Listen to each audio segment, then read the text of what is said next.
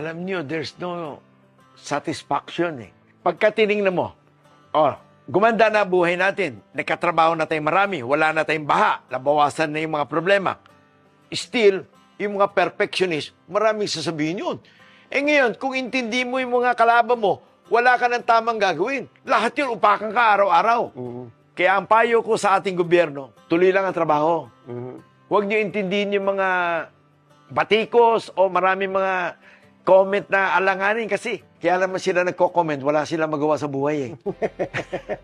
Di ba? Kaya nagko-comment yan. Madalas, it's either kalaban mo talaga, wala na maganda sasabihin yon.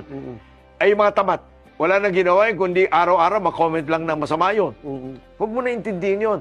Basta tuloy-tuloy lang ang trabaho. Ang payo ko sa mga kababayan natin, be patient. Filipino are very patient. And Filipino are very intelligent. Naintindihan nyo naman kung paninira o totoo. Yun na lang. Pag naintindihan nyo naman, pagtyagaan nyo at pagtiisan nyo ng konti, gaganda ang buhay natin lalo. Paganda na ng paganda ito. Kaya, hindi naman magic yan eh. Parang hindi naman overnight you can solve everything eh. O parang kamukha ng airport.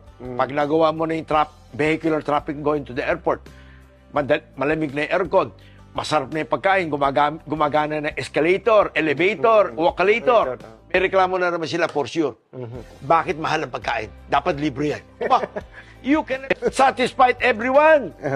O pag na-delay yung Japan Airlines, PAL, or Cebu, magagalit din sa atin yun. In short, you cannot satisfy everyone. They all have their own opinion. They're entitled to their opinion, di ba? Kaya, pagtiisan mo na ang katuning. At kung may mga kababayan tayo na medyo hindi makaintindi, huwag mo naman tawagin bobo yun. Tawagin mo na lang impatient.